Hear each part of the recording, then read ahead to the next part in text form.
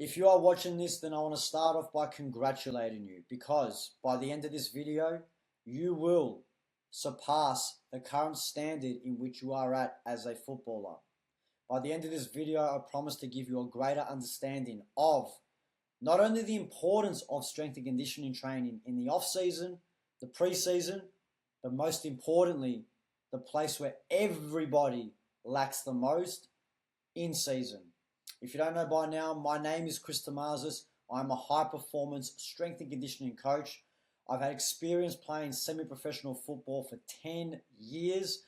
I've been a strength and conditioning coach for 7, and I've also fought under professional boxing rules and won by way of knockout. Let's get straight into the video. So today we're going to talk about the top 5 reasons footballers should never stop strength training year round.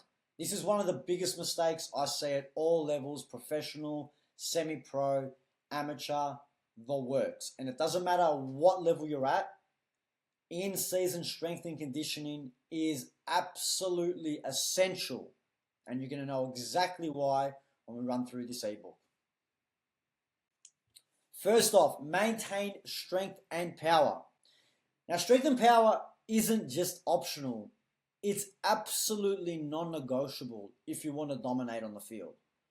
You let it fade, your explosiveness, those sprints, jumps, and big plays take a hit. See, the big mistake a lot of footballers make, and including myself, that I see, is off-season, pre-season. Hours are spent in the gym, grinding, in the trenches, building, adding layers of foundation to their frame. And then as soon as the ball hits their feet, everything's out the window. Now, don't get me wrong. That's not to say that when you enter the season that you're not going to be at a high level. But if you do not maintain your strength and power training, the level in which you enter the season is going to dip week by week by week by week by week. If you do not use it, you will lose it. So you come into the season peaking, and then every week you just have diminishing returns. And as the season gets into the depths, where it gets colder, and you are now even weaker as a player because you've spent even more time away from the gym, you need to push yourself harder to stay and meet the demands of the football game. And when you're pushing yourself harder, guess what happens when you are a weaker player? Injury. And that's what you need to avoid. And this is why it's important to maintain your S&C all year round. First couple rounds, everyone's firing, everyone's buzzing. Everyone's got that round 1 buzz. Round 6, 7, 8 comes, and we now enter the depths of winter, and it's a little bit colder. The motivation isn't as high. Who's stepping up then? Hopefully it's you. And by the end of this ebook, you'll have the knowledge base to understand that it will be you. Moving on. Reducing injury risk, which is exactly what I pointed out earlier. You don't maintain your strength, then you deserve to get injured. I'm sorry to say, but you deserve it. Because unfortunately, the game doesn't get harder. You get weaker. And when you get weaker, you need to push your body harder to ensure that you are matching the same intensities that you were bringing in the early rounds of the year. And that by not doing that, you are essentially burning the candle at both ends. You're pushing harder while your body's getting weaker. Snap goes your muscles. And that is the unfortunate truth for a lot of players because they avoid S&C. You skip training and you're leaving your body wide open to injury. See, strength training, guys, isn't just about muscle. It's your armor. It's protecting your muscles, ligaments, tendons. It fixes your imbalances. And it's a major cause of overuse injuries, imbalances. On top of that, you're never going to mitigate injury. There's no S&C program out there. The only way that you will avoid injury is not playing the game. Simple as that. And that's not going to happen. We're here to play the game. Unfortunately, guys, when you are sprinting, when you are working at max velocities, when you are putting your body through high efforts, maximal load within games, your body is going to go through some crazy things. And no S&C program, I'm telling you right now, no S&C program is going to stop you from getting injured. It will reduce your ability to be injured. It will make you a far more durable athlete, but it will never stop you from being injured. That doesn't mean you don't train in the gym, but in the situations in which you may get injured, the one player, if you get two players, one does S&C all year round, one doesn't. They both have an injury. The one that hasn't done the S&C, first and foremost, he's more likely to have a far more severe injury because he's weaker.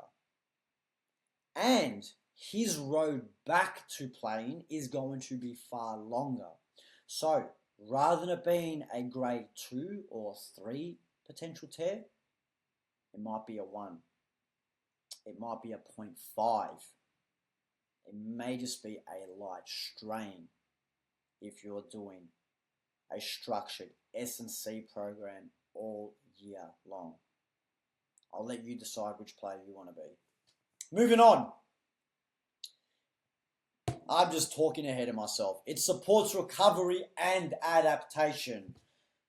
Strength training isn't just about going hard in the gym. It's also about helping your body recover and adapt to the demands of the game. It's about bouncing back quickly. No good you being injured and you're sidelined for 5 weeks. I'd rather be sidelined for the least amount of time possible. Sidelined for 5 weeks, you've lost your position, someone else steps in, you got to spend another 2-3 weeks trying to gain your fitness back, playing through the reserves, getting minutes. A 5-week injury on paper is 5 weeks, but really it's 7, 8, potentially even 9 until you're actually playing first 11 football. That's if you've got your position back. They're things you need to think about. It's going to improve your on-field performance. You want to be faster, you want to be stronger, you want to be agile on the pitch. Well, what do you think is going to facilitate that? S&C. When you're training consistently, you'll feel it on the field. You'll be quicker and more explosive. Keeping up your training year-round means you'll have the energy to keep going even in extra time. The moments when players matter the most. You're a player. Players make play. Plays are usually done in the dying embers of the game when everyone's tired. The ones that can step up, those are the ones that are the match winners. Match winners, more often than not, do S&C and take it seriously. Enhance longevity and your career durability. This is a huge one. This is a huge one. Because strength training, a lot of people think about the now, right now. It's about the long game, guys. If you want a long and healthy football career, you need to stay consistent. Simple as that. Have a look at the best players in the world. Why are they the best players in the world? Let's just take Messi and Ronaldo, for example. They have consistently been playing most games of their career. Most games. The more often you're playing, what do you think happens? The more chance, the more reps, the more minutes you're spending touching the ball. That has compounding effects year after year after year. Momentum. The players that play, say, 20 out of 22 games have spent more minutes on the field playing than the guy that's done 10. So you could play for 5 seasons, But of those 5 seasons, you've played half a season each season. So you've really played 2.5 seasons. But because you've played half seasons every season, because you've been in and out of injury, it's actually less. Because you haven't had enough time to build momentum. It might be 2 games here, 1, 2 games off. 3 games here, 1, 2 games off. Whereas the player that's constantly playing every single week, because he's doing his S&C, he's a more durable player, he's a fitter player. He has the ability to compound his skills, become more confident within himself. More touches means more minutes. More minutes equals more reps. And the more reps that you do consistently is going to make you a better player overall. People don't quite understand this. And this is why Messi and Ronaldo have been at their best. Granted, they're skillful players. However, if they were constantly injured, let me tell you that their skill set would not have been able to flourish to the level that it has, because they wouldn't have the time. They'd be spending most of their time rehabbing themselves, as opposed to taking extra free kicks, as opposed to learning agility, as opposed to more dribbles on the ball. They would be allocating time to that because they're allocating time to S&C, because they understand that without it, forget it. That's the reality. Now, if you've made it this far in the video, congratulations. I have here a 3-day breakdown of a strength and conditioning program. Now, a little disclaimer, this is a template. The guys that I coach, it's structured around this. However, every player is individually different. Some players have longer limbs. Some players have an extensive injury history. Some players are coming back from rehab. Some players are just starting out. Some players have just never hit the gym before. So take this as a guide. But it will serve you great in the long run if you pluck and choose correctly the exercises to help facilitate whatever needs you may have. If you have hamstring problems, then perhaps you need to focus more on the hamstring as opposed to some other exercises that might have in you. Now, I'm going to make this clear. In season training, everything is full body. We do not go in there and train chest. We don't go in there and train arms. And we certainly don't go in there and train legs like a bodybuilder. Session 1. Here on the left, I have the movement pattern, the exercise, the sets and reps, the rest, and the load and intensity of how I expect the exercises to be executed. Now, starting off at the start of the week, I typically run with the most maximal loaded work in the gym. Reason being is you're probably going to be at your most fresh, so we have the ability to do so. Now, I do not mind if you decide to do this session on the day in which you are training on the park. There is nothing wrong with that. In fact, in most cases, I actually prefer it, because if you want to break your week over high, low, high, low, high days, that's going to be far better for your overall recovery.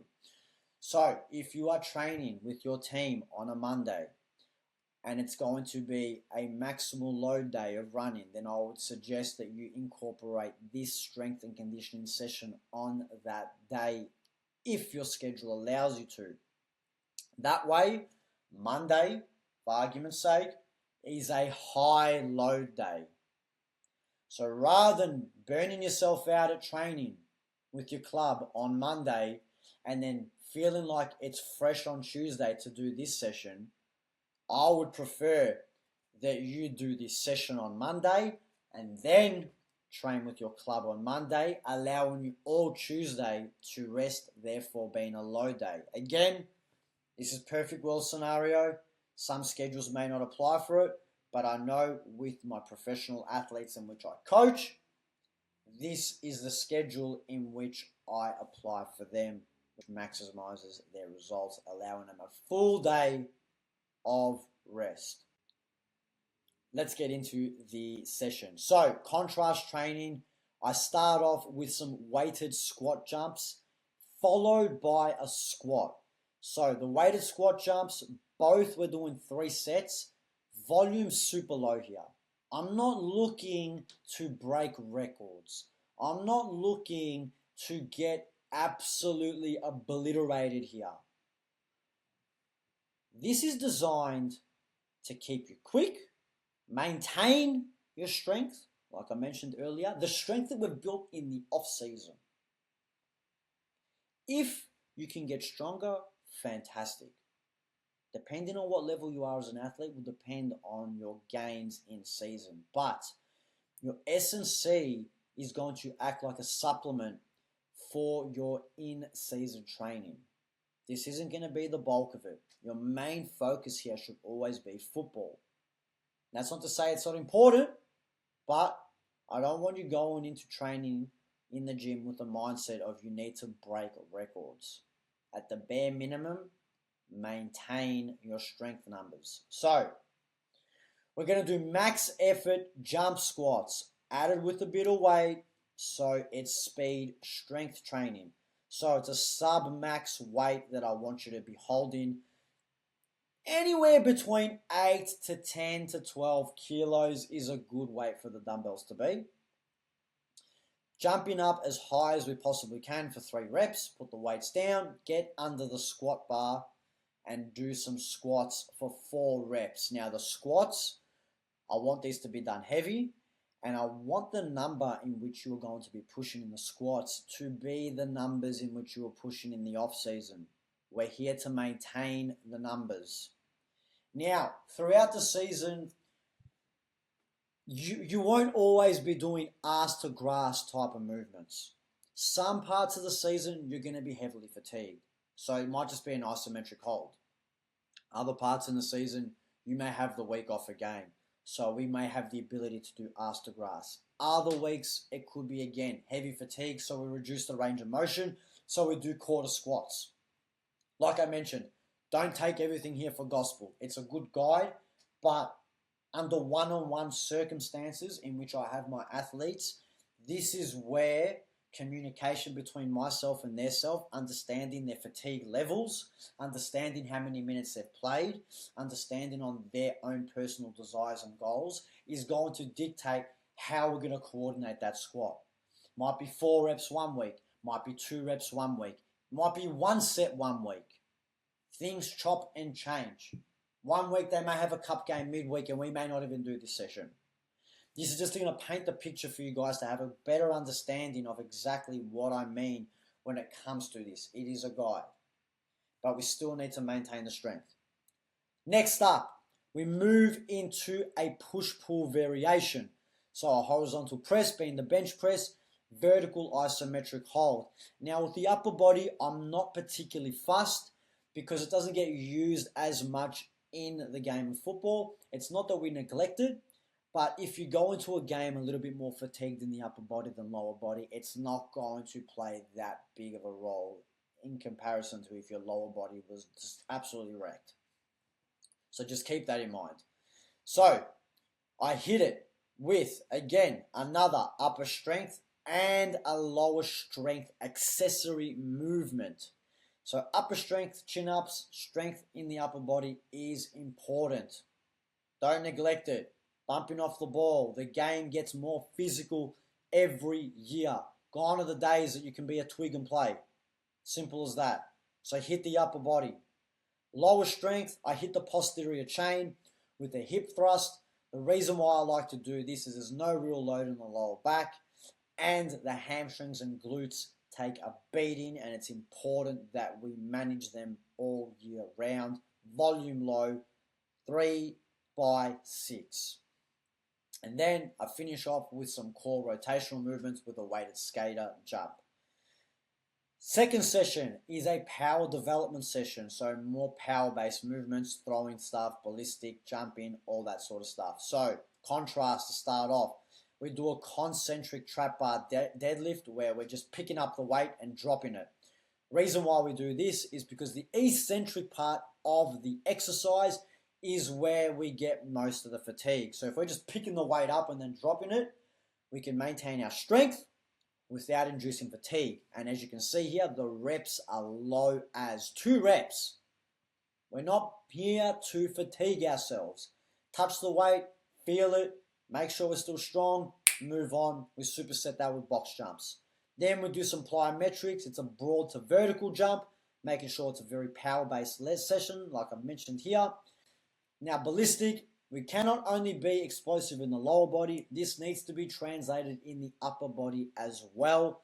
So this is the reason behind it. Then we do some accessory strength work for the lower body. In this instance, a Bulgarian split squat with the heel raised, making sure that we are targeting the Achilles, the soleus, and the calf through this exercise indirectly as well. And then, of course, some core work, GHD, hip extension, and back extension to make sure that everything is tight there. Now, third session, this, depending on your load, this may not happen. Now, more often than not, you'll be doing the sprints with your football club, but if you're not doing that, then I suggest that you do sprints every single week. At least 15 to 20 meters, 5 sets, allow for 3 to 4 minutes rest in between each set. It sounds ridiculous, it's a long time, but it's important because if you don't have those long rest periods, then you won't be sprinting, you'll be training your anaerobic system. We're looking for max velocity here, and that needs to be rested heavily. Then we go into a vertical press, horizontal pull. Rotational movements are super important. In this instance, I've got a cable wood chop. Lower strength, Nordic hamstring curls. Like I mentioned earlier, if you have groin issues, then you can substitute this with the groin. Don't take this for gospel and think you need to do every single thing in here, and then that's it. You can pluck and choose, add whatever you need, do whatever you need. And to finish off, I've got an isometric hold for the groins, the adductors, the Copenhagen hold. If you are looking for one-to-one training, a more in-depth analysis of your football and training structure, and you want to take your game from where it is to the ultimate next level and give yourself the maximum opportunity for success to keep you a longer, more durable, stronger athlete for years to come, then I would suggest that you can join my online mentorship. Spots are limited. I don't have time to take on everybody. This isn't for everybody. It's only for those that are dedicated. I'm going to repeat that. This is only for those that are dedicated and in a financial position to invest in themselves with the time and energy that I put into this. There is no humanly possible way that you will not improve, and that's a guarantee that I put with this system. If that sounds like someone that you know, or that is someone that you are, then click the link in here, fill out the details for the application, and I'll see if this program's the right fit for you.